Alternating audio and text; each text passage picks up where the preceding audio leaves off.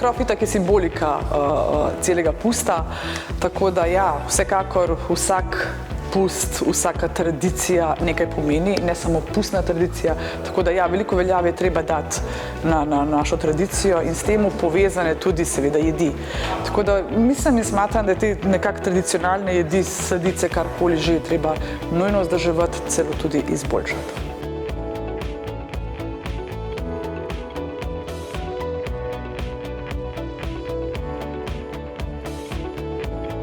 Ja, zdaj, če gledamo samo tehnično izvedbo, to se pravi polovico ocene prinese okus, drugo polovico prinese tehnična izvedba.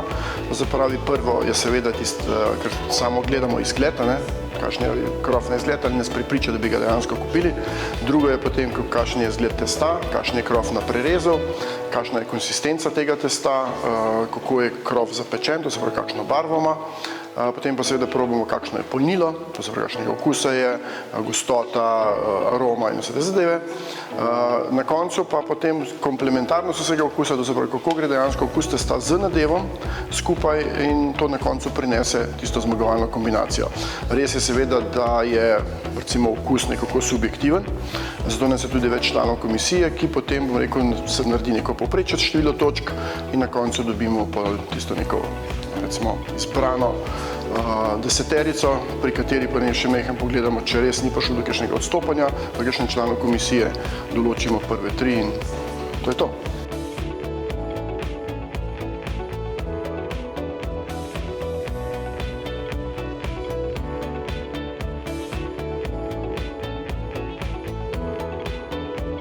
Inovativnost krofov vidimo predvsem v sestavinah, da so čim bolj naravne, da so čim bolj obstojne in da je pestro in raznoliko. Mi nismo zagovorniki barvil, stremimo k tem, da bi bila sestavine čim bolj naravne, brez teh umetnih primesi. Zdaj inovativnost ocenjujemo bolj po tem, da se sestavine nekako sovpadajo z lokalnim okoljem.